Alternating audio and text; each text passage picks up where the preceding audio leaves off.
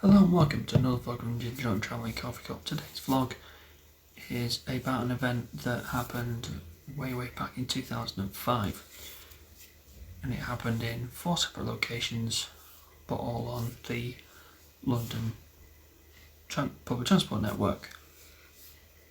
And the date of this atrocity was the 7th of July 2005.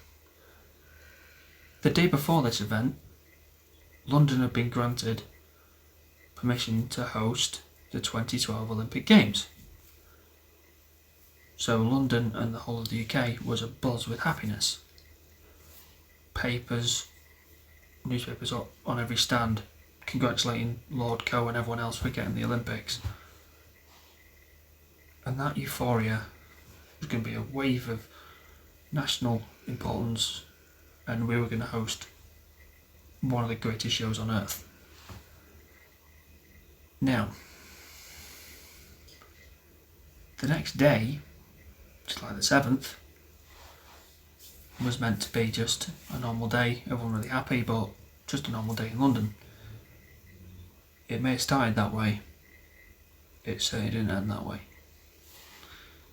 Now, around 9:50 in the morning, there was 3 power surges reported on London Underground system.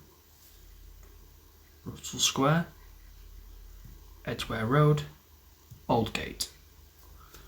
Now, 3 power surges on London Underground at the same time is a little bit... it doesn't happen. But that's what they're reported as initially. However, on the platforms, Russell Square, Edgware Road and Aldgate, passengers waiting for trains and drivers waiting to get on their next train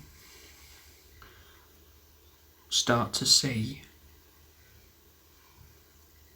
people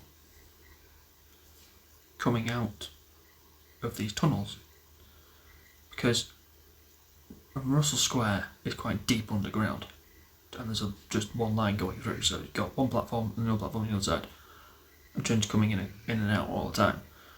But instead of a train, you're seeing people.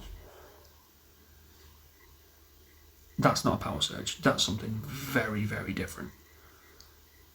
Aldgate, because of its positioning, is cross-sectioned by other lines, the Metropolitan, Hammersmith the City, District, Circle, and Aldgate East is just a bit further along. In fact, when you go to Aldgate East, you actually go through or past Aldgate Station. They're that close.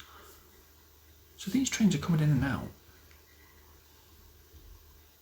And suddenly you see one just stopped and people getting off, and bits and pieces of debris, body parts, legs, arms, torsos, doesn't bear thinking about. And again at Edgware Road. Edgware Road's pretty much like Aldgate. It's an interchange. There's loads of different lines going in and out of there. So they'd have had the same thing. And you're seeing people coming out of these tunnels and onto the platforms. And because of the force of the explosion, they're that powerful, it's blown debris, people towards these stations. The first responders weren't emergency services. They were drivers waiting for trains. They were passengers. It didn't matter what your job was. It didn't matter where you had to go. You had to help out. Because it was going to take time for emergency services to get there and help out. And that is what happened. Now everyone thought, that's it, it's finished. But unfortunately, the number 30 bus, which was going through Tavistock Square, has its roof taken off. Now, having been on double-deckers a lot, a double-decker's roof doesn't just fly off or the front gets smashed and the sides come out without something really bad happening. That's when the 4th bomber detonated his bomb. Now, whether this was just a twist of fate or sheer luck, the bus had actually exploded outside the British Medical Association building in Tavistock Square, which meant that, and there was a meeting on in the British Medical Association building in Tavistock Square, and there was doctors on hand to help with the injured and the dead. Now, the bombs on the underground trains were very powerful devices, but amazingly, in the underground, only 39 people died. There was over 500 injured, some serious, but 39 people, considering what it could have been, it's not a great number, but it's not. It could have been an awful lot worse. So across the 3 sites, there was 39 deaths and nearly 700 plus injured. And that was just on the tube trains. Now at Tavistock Square, there was 13 dead and over 100 injured. So this event was quite a big one. London never had experienced anything before or since that kind of matched it in any way. The London Underground was closed completely. London stopped. I think any day in London you stop the tube going, you stop London, because you're not going to walk, the roads are rammed, and taxis are stupidly expensive. So you've basically stopped London. Londoners didn't know what to do. Now, the day after the attack, on July the 8th, London Underground had a decision to make. Do we stay closed, or do we reopen? London Underground made the decision to reopen the next day, minus 4 stations: King's Cross, Russell Square, Edgware Road, Aldgate. Those 4 stations were under the control of the terrorism police and forensics to find out what happened and where. Now, 6,000 hours of CCTV footage was watched and watched and watched and watched. And they managed to find out where these people had come from. 3 of them came from Leeds, met with a 4th in Luton, got the train to King's Cross and dispersed. Now, I'm not going to name them because I don't want to. And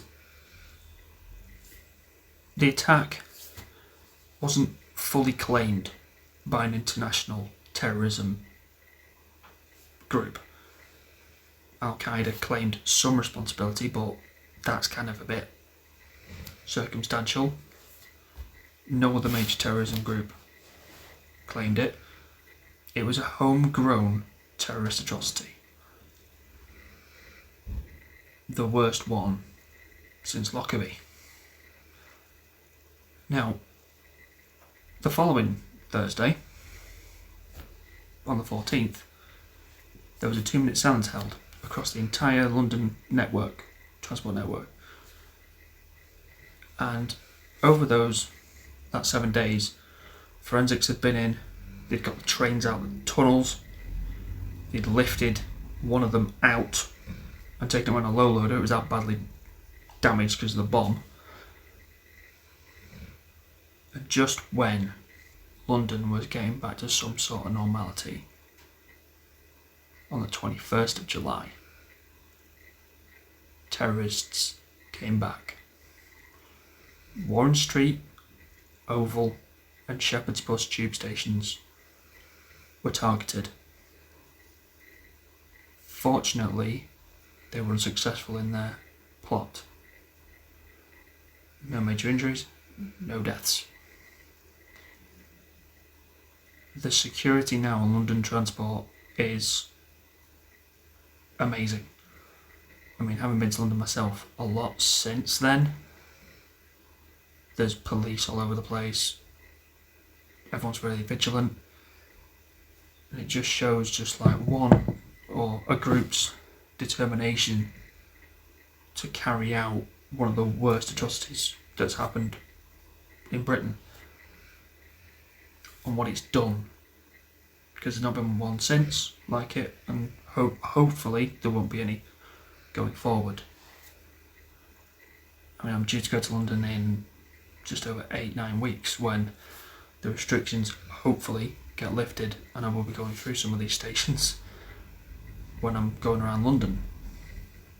So it'll be interesting to see just how different they look now compared to then.